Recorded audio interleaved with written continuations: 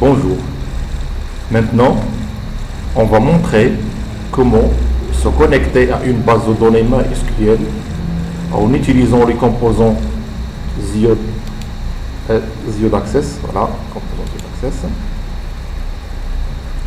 Mais cette fois-ci en mode runtime. Pour cela, on a besoin de la première fenêtre qui permet d'afficher les données collectées à partir de la base de données ou bien de gérer ces données en utilisant le composant DB navigateur, bien DB navigation, pour l'ajout, la suppression, la modification, la validation, le refreshment des données ou parcourir les données. Deuxièmement, on a besoin d'un data module. Data module. Pour apporter le data module, il suffit d'aller sur Fichier, Nouveau et cliquer sur Module de données. Cliquez sur Module de données. OK. Très bien. On a maintenant le data module.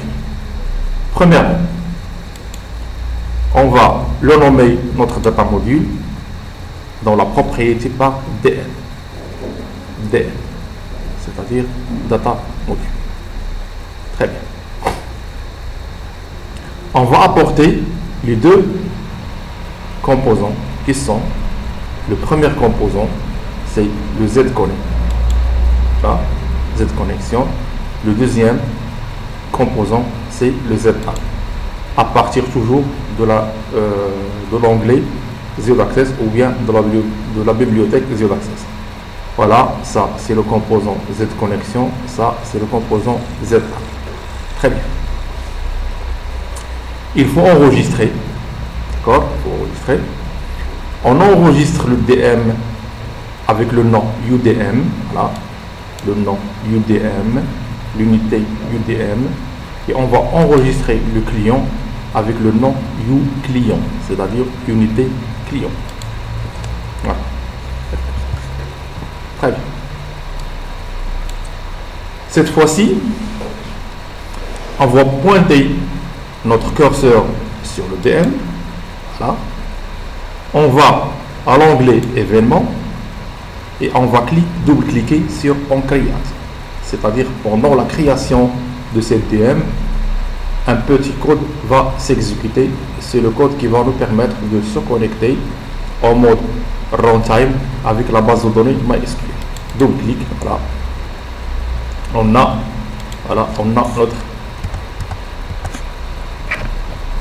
notre événement. Data module create. Voilà.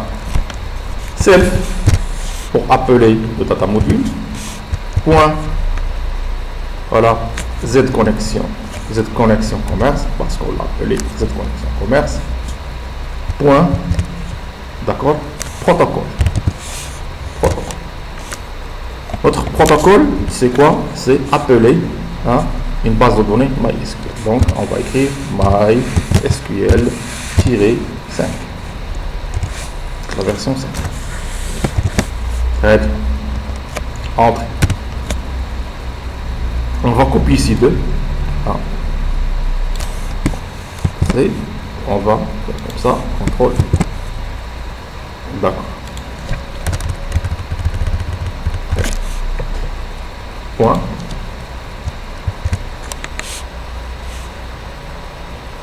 Database. Là. On lui affecte commerce 3. Très bien. CTRL V. Point. Hostname. On va lui affecter notre serveur local qui est localhost. D'accord. Après, CTRL V. Point user. On va lui affecter root.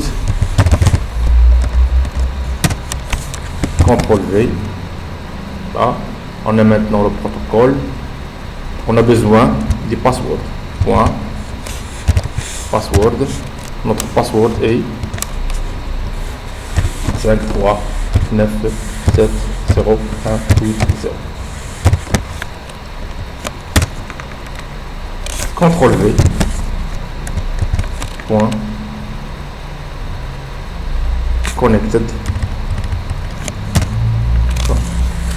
True. CTRL S. Voilà. Le protocole c'est MySQL. La database c'est comme S3. On a le hostname c'est localhost. L'user c'est le root. On a ici le password c'est le 5397080. On va, et après avoir paramétré, on va se connecter. Voilà. On a besoin d'afficher un message qui va nous permettre de dire que notre base de données s'est connectée. Pour cela, on a besoin d'ajouter une unité système qui s'appelle dialogue. Dialogue qui permet de gérer les boîtes de dialogue. Ensuite, on va faire comme ça. Show message. Database connectée. Donc, connexion réussie. Ou bien, connexion réussie. D'accord. On va enregistrer. Soit on tape, on clique ici, soit on peut aller à exécuter, compiler. Dialogues. Voilà, on a deux fois dialogue. Voilà, on va reprendre. On va faire exécuter, compiler. Après avoir compilé, toujours sur exécuter, taper exécuter.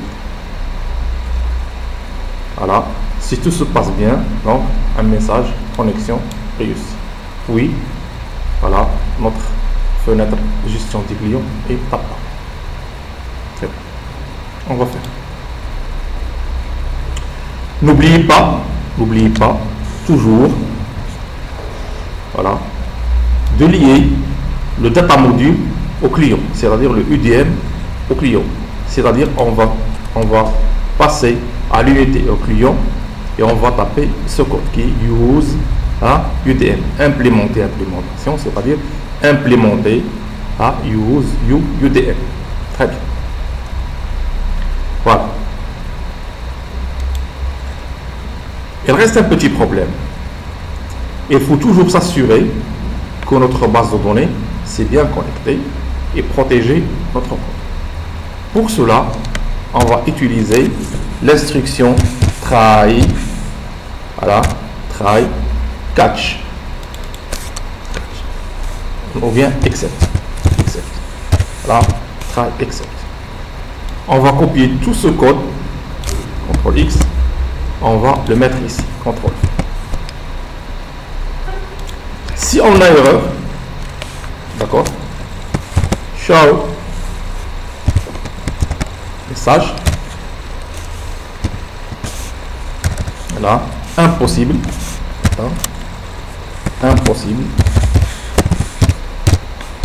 de se connecter. Vérifiez, voilà, vérifiez vos paramètres de connexion. Voilà. On va enregistrer. On va refaire l'opération. Toujours sur exécuter, toujours sur compiler. On un peu. Voilà. Cliquez sur exécuter. Voilà. Connexion réussie. Voilà. Très bien.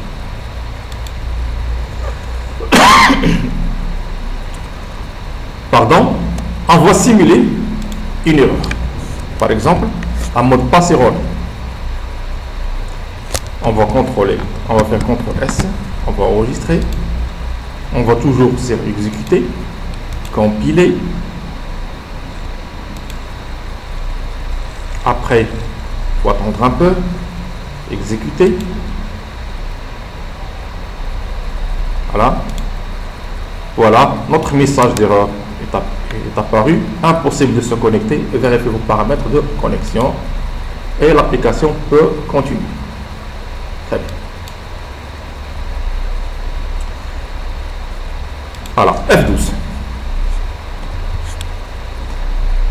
Il faut lier la Z-table à Z-connexion en mode runtime. Comment on va procéder? C'est très simple. On va cliquer sur le Z connexion. On va aller à l'événement. Événement. Voilà. After connect. Événement after connect. On va double-cliquer et on va mettre le code suivant. C'est-à-dire, après avoir ou bien avant que la connexion soit établie, on va faire ça. After ta connexion. Toujours self point z table client point connexion. On va lui affecter notre table, notre base de données, notre connecteur en base de données self.z-commerce. Voilà, toujours self.z table client. On va lui affecter une table. C'est la table client. Donc table name, point table name qui s'appelle client. Très bien. Avec S. Et activation de Z table client.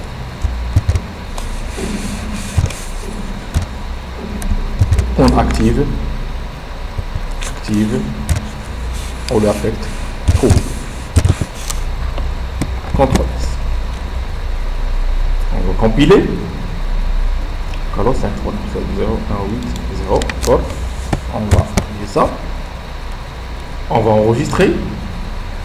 Toujours. On va aller à exécuter. On va cliquer sur compiler.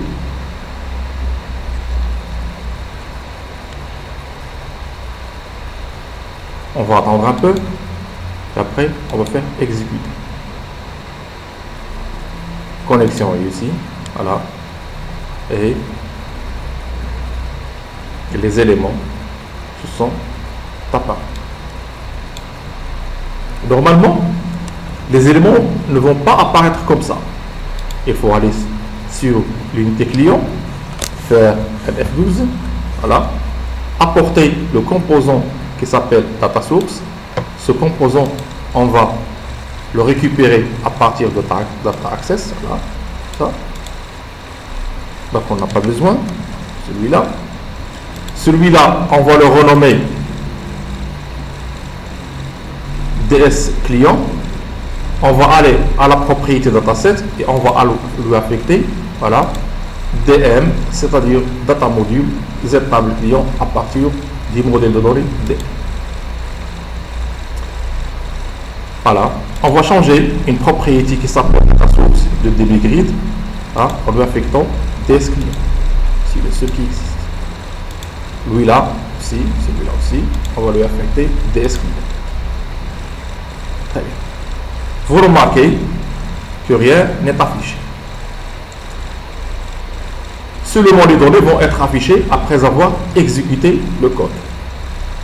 Une propriété très spéciale pour le dbgrid qui est autofill column pour bien arranger les données dans les colonnes. Là, on va exécuter.